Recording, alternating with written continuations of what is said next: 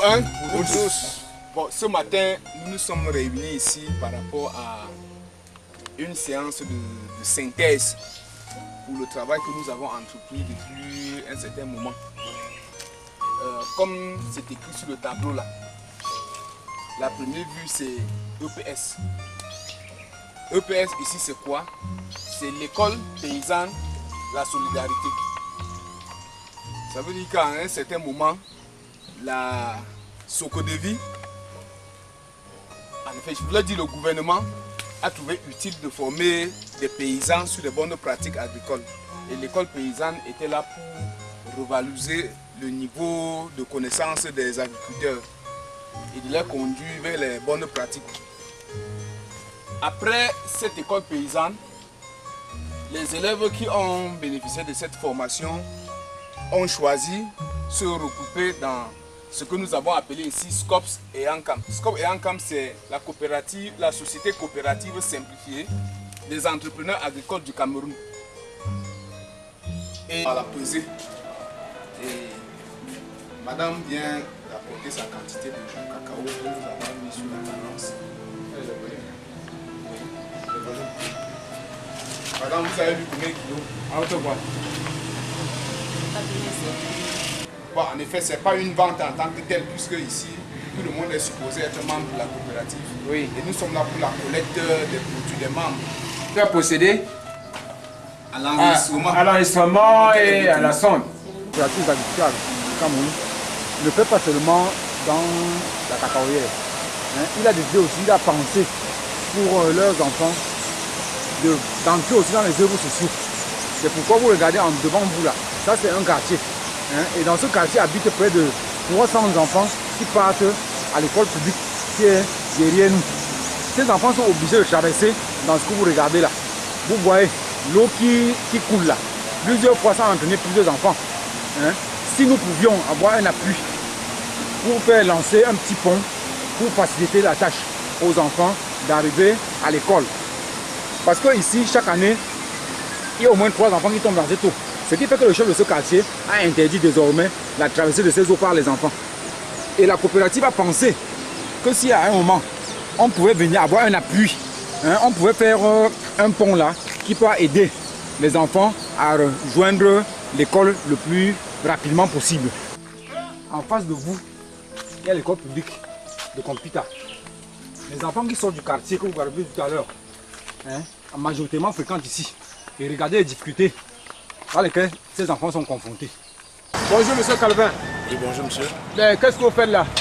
Nous sommes en train de nettoyer la ville de Njombe-Pendia. Vous enlevez la poubelle? Oui. Vous les enlevez comme ça. Quelles sont les mesures de protection que vous avez? Nous avons les toucans, nous avons les gants que nous utilisons. Mais je vous vois là, vous êtes exposé aux maladies. Je vois ni toucan, ni gants, vous avez les nez, vous respirez toute cette mauvaise odeur là. Bon. Et la mairie s'occupe comment pour votre santé? La mairie ne s'occupe pas de nous, nous sous-traitons au niveau de la PHP, à la société PHP. Mais vous trouvez que c'est normal que vous ramassez les ordures comme ça, avec la pelle, avec toutes ces odeurs là, vous n'êtes pas au risque? Non, nous avons le matériel de protection, mais il y a un fait, quand il faut travailler de cette manière, vous mettez les toucans, vous êtes étouffé vous-même. Alors ce qui fait que nous mettons les toucans juste quand il faut ramasser les sacs et les envoyer au-dessus. Donc vous voulez dire que bon, le toucan, à un moment donné, ça vous gêne un peu? Oui, ça nous gêne. Mais est-ce que vous avez formulé les vœux à la mairie pour voir comment vous protéger mieux? La mairie est au courant de tout. Bon. Ok. Et vous faites comme ça, bon, par semaine, vous tournez entre deux villes?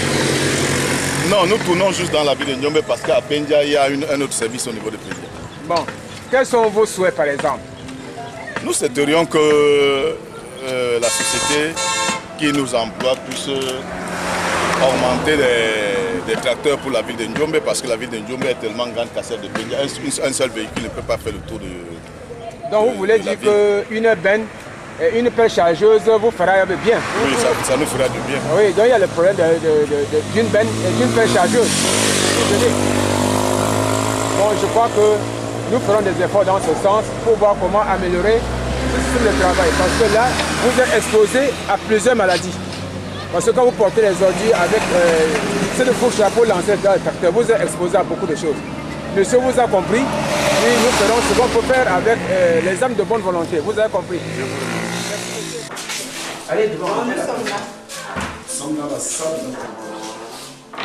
La salle là, elle est vraiment petite. Il y a des pauses qui ne fonctionnaient pas. Oui, la salle est vraiment petite et le lit n'est pas confortable. Vous voyez, avec les fausses pieds là, ce n'est pas confortable pour une femme, pour une pâturière. Donc si on pouvait encore avoir une table plus confortable que celle-ci, ça devait vraiment nous faire plaisir. Ça devait nous faire du bien.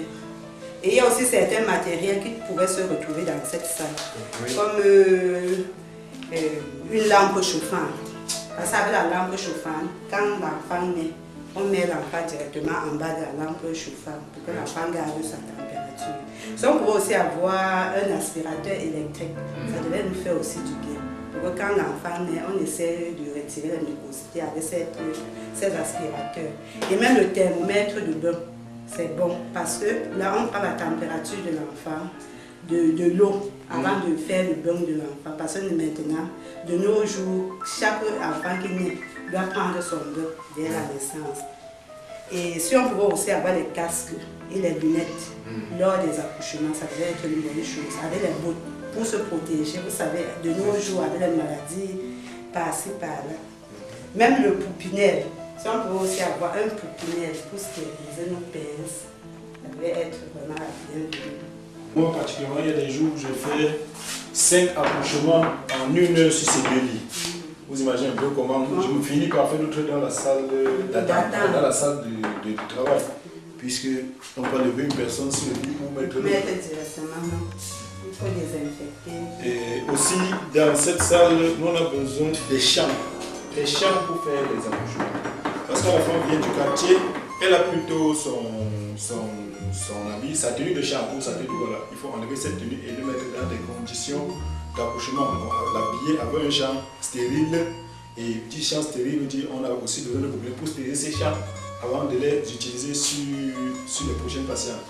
Tout est là-dedans, tous les déchets, les soins, tout est là-dedans. Tout est là-dedans. Et réception des malades également. Pendant le paiement. Tout est là-dedans. Et comme 2 minutes, ça c'est pour avoir quelques bouts d'eau. Quand il y a coupure, donc on essaie de remplir ça quand il y a l'eau.